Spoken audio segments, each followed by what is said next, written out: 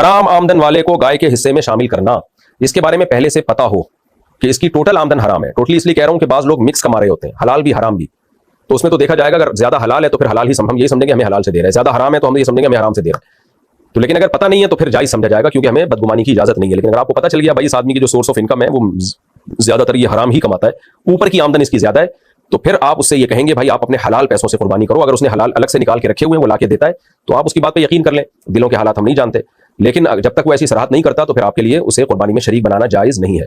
सूदी bank में अगर सूद से मुताल्लिक किसी डिपार्टमेंट में कोई जॉब करता है या इंश्योरेंस कंपनी में जॉब करता है, किसी यानी बरहरास जिसका इंश्योरेंस कंपनी के मामला से ताल्लुक हो, क्योंकि इंश्योरेंस कंपनी में तो डॉक्टर्स भी होते हैं जो उन्होंने हायर किए हुए होते हैं, उनकी आमदन हलाल है। मैं बात कर रहा हूँ जो इंश्योरेंस कंपनी का जो एक ढांचा है, स्ट्रक्चर है, जिसके बगैर कंपनी चल नहीं सकती, ऐसे किसी शोबे में जब कोई होगा तो उसकी आमदन भी हराम है। सूदी बैंक में कोई मैनेजर है या इसी तरह कोई सूदी मामलात लिखता पड़ता है, लिखने पढ़ने का काम है या अकाउंट खोलने का काम है लोगों को मोटिवेट करके, तो ऐसी शख्स की आमदन हराम है।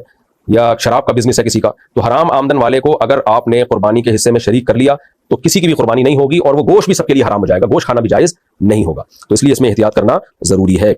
बाकी अगर किसी को पता नहीं है तो फिर तफ्तीश करने की बहुत ज्यादा इसमें जरूरत नहीं है। या किसी ने अपने मुंह से कह दिया कि भाई मैं हलाल कमाता हूं, मैं ये इन शोबों से मेरा ताल्लुक नहीं है, या मैं सूदी बैंक में जॉब तो करता हूं लेकिन मैंने कुर्बानी के लिए अलग पैसे रखे हुए हैं, तो बस उसकी जबान पर एतमाद कर लेना काफी है, ज्यादा डेप्थ में गहराई में जाने की जरूरत नहीं है।